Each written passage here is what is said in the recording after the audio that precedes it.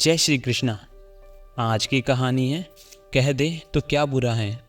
कामिनी रसोई में थी तो आवाज़ आई, मम्मी मम्मी।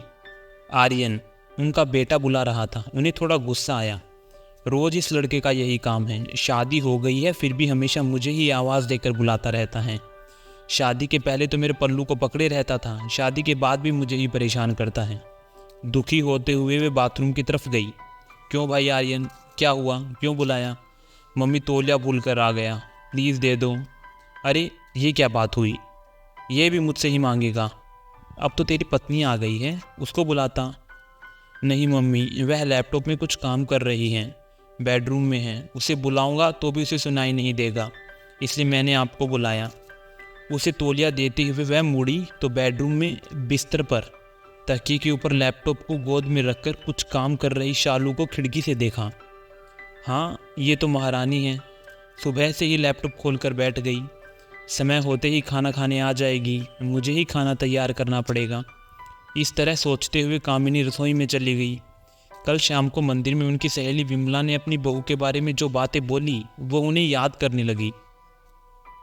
मेरी बहू तो मेरे पैरों को धरती पर भी नहीं लगने देती, सब घर के कामों को भंवरे जैसे घूम घूम कर स्वयं ही करती हैं। यह भी अच्छी बात है कि मेरे बेटे ने तुम्हारे बेटे जैसे काम करने वाली लड़की को पसंद नहीं किया, नहीं तो तुम्हारे जैसे मुझे भी यही कहना पड़ेगा, मेरी बहू कुछ भी नहीं करती। हाँ, उसने जो कहा वह सच्ची तो है। मेरी बहू शालू को आए 5 महीने हो गए, आज तक भी रसोई की तरफ झांकने नहीं आई, चाय तक नहीं बनाई, घर के कोई भी काम वो नहीं करती, कभी भगवान के सामने का दीपक भी नहीं जलाती। सुबह उठकर नाश्ता करके अपना लंच जो मैं तैयार करके रखती हूँ उसको उठाकर ले जाती है। टाटा बाय बाय कहा और ये चली। रात को आती है तो आते ही खाना खाकर अपने कमरे में चली जाती है। बेटे से पूछो तो कहता है उसका काम ऐसा ही है मम्मी, शहर में और लोगों की बहुएं भी तो नौकरी करती हैं। सुबह जल्दी उठकर सारा खाना बनाकर सारे घर के काम करके फिर ही वे अपनी ड्यूटी पर जाती हैं। शाम को आकर फिर काम में लग जाती हैं। सोचते सोचते कामिनी को गुस्सा आने लगा, बेटे की वजह से मुझे सब सहन करना पड़ेगा। फिर ये सोचकर गहरी सांस ली। अचानक एक दिन आधी रात को कामिनी को ठंड लगकर बहुत तेज बुखार आ गया। सुबह वह उठ नहीं पाई। बेटे ने रात को दवाई दी थी, बस वही उन्हें याद रहा। जब सुबह उनकी आंख खुली तो सामने बहू शालू खड़ी थी। कामिनी ने उठकर बैठने की कोशिश की परंतु शरीर ने साथ नहीं दिया। बहू ने उन्हें पकड़कर बैठाया। अभी आप कैसा महसूस कर रही हैं मम्मी? अभी कुछ ठीक लग रहा है परंतु शरीर बहुत टूट रहा है, कामिनी बोली। मैंने आपके लिए अदरक और तुलसी डालकर चाय बनाई है, इसे पी लीजिए, आराम मिलेगा। ये गोली भी ले लीजिएगा, शालू बोली। चाय? आश्चर्य से चाय को हाथ में पकड़ते हुए उसकी आंखें बेटे को ढूंढने लगी। मम्मी, आर्यन तो ज़रूरी मीटिंग होने की वजह से ऑफिस चले गए, मैंने आज छुट्टी ले ली है। मैंने उन्हें कह दिया आज मैं आपके साथ रहूँगी, आप जैसे उठ जाएं तो उन्होंने कहा कि मैं उन्हें फ़ोन कर दूं। अभी मैं उनको फ़ोन करती हूँ। उन्हें तुरंत लगा कि बेटे ने खाना खाया है कि नहीं। उन्हें फिक्र लगी, उन्हें यह भी लगा कि घर बहुत गंदा पड़ा होगा। ऐसी सोचकर कुछ परेशान भी हुई, पर क्या करें, तबीयत अचानक ख़राब हो गई। ठीक होने के बाद सब कुछ देख लूँगी। चाय पीने के बाद फिर उनकी आँख में नींद आ गई और वह लेट गई। शाम को जब उठी तो कुछ बेहतर महसूस हुआ। किसी तरह उठकर कमरे से बाहर आई। उन्हें लगा वो सपना देख रही हैं। घर एकदम साफ सुथरा था, बर्तन मंजे हुए साफ सुथरे रखे थे, सब कपड़े धोकर सूखने डाले हुए थे। कमरे में से अगरबत्ती की खुशबू आ रही थी, रसोई में से कुछ बनाने की खुशबू भी आ रही थी। धीरे से चलकर झाँक कर देखा तो उनकी बहू शालू गुनगुनाते हुए खाना बना रही थी। कामिनी को बड़ा आश्चर्य हुआ और खुशी भी हुई। यह मेरी बहू है, यह तो बड़ा आश्चर्य है, वे सोचने लगी।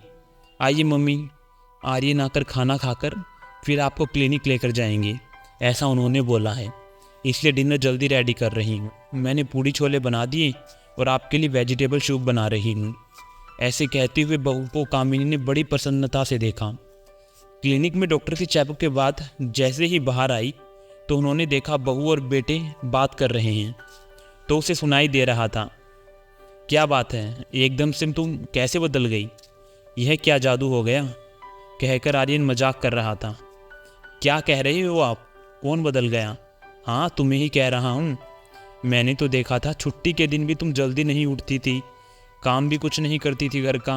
आज तो तुम सबका अच्छे से ध्यान रख रही हो और बहुत ढंग से ध्यान रख रही हो। खाना भी बहुत बढ़िया बनाया। मैं तो सोच रहा था कि तुम्हें खाना बनाना नहीं आता। जब भी मैं तुम्हें कहता था तो तुम कहती थी बाद में बनाऊंगी। आज भी मैंने ऑनलाइन खाना ऑर्डर करने की ही सोची। अचानक यह बदलाव कैसा? अरे मम्मी की तबीयत ठीक नहीं थी, तब मुझे ही तो घर को संभालना है। इसमें कौन सी बड़ी बात है? क्यों इस स्थिति का इंतज़ार क्यों किया तुमने? पहले ही मदद करती तो कैसा रहता?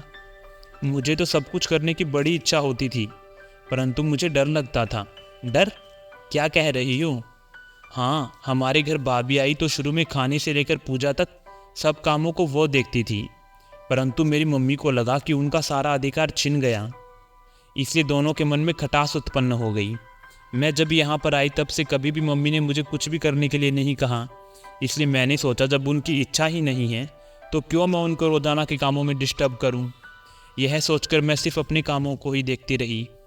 काम करना मुझे नहीं आता, ये आपको कैसे लगा? मैं बिल्कुल बदली नहीं हूँ, मैं हमेशा से ही ऐसी हूँ। और फिर आपने भी कुछ नहीं कहा, नहीं आप मम्मी की मदद करते थे, तो मुझे लगा ऐसे ही रखना होगा। आपकी समझ में आया अर्जुन? कहकर सालू हंसने लगी। इसे सुनकर आर्यन के समझ में आया या नहीं पता नहीं, कामिनी अपनी बहू को अच्छी तरीके से समझ गई। मेरी बहू, मैं परेशान ना हूँ ये सोचकर इतने दिन इस तरह रही। इसे मैं ना जानकर उसके बारे में मन ही मन गलत सोच रही थी। मैं उससे क्या अपेक्षा करती हूँ उसी से सीधे कह देती, परंतु मैं ऐसा ना करके सब लोगों से उसके बारे में कमियों को ही गिनाती रही। यह मेरी बहुत बड़ी गलती है। आजकल की लड़कियां पढ़ी लिखी हैं, नौकरी करती हैं, फिर भी अपने घर की जिम्मेदारियों को, कर्तव्यों को कभी नहीं भूलती। हम ही इस नई पीढ़ी के लोगों को ठीक से समझ नहीं पाते। प्रेम से, स्नेह से उन लोगों से व्यवहार करके उनके मन को समझना चाहिए। ठीक तो यह भी है कि आर्यन को कोई काम करने की आदत नहीं है। यह सब भी बदलना होगा। तबीयत ठीक होने के बाद सबसे पहले काम पर जाने वाली अपनी बहू को बहुत बहुत धन्यवाद कहूँगी और उसकी प्रशंसा करूँगी। मुझे और घर को उसने कितनी अच्छी तरीके से संभाला, इस बारे में सभी को बड़े गर्व के साथ कहूँगी। बहू की तारीफ करूँगी, सबको बताऊँगी। कामिनी के मन में उजाला फैल रहा था। तो कई बार जैसा हम सोचते हैं चीज़ें उससे बहुत ज़्यादा अलग होती हैं। बिना आजमाए सिर्फ देखकर किसी भी बात का फैसला लेना अच्छा नहीं होता, क्योंकि अक्सर जैसा दिखाई देता है सच्चाई उससे कहीं ज़्यादा परे होती है। तो आशा करता हूँ कि आपको कहानी पसंद आई होगी। राधे राधे।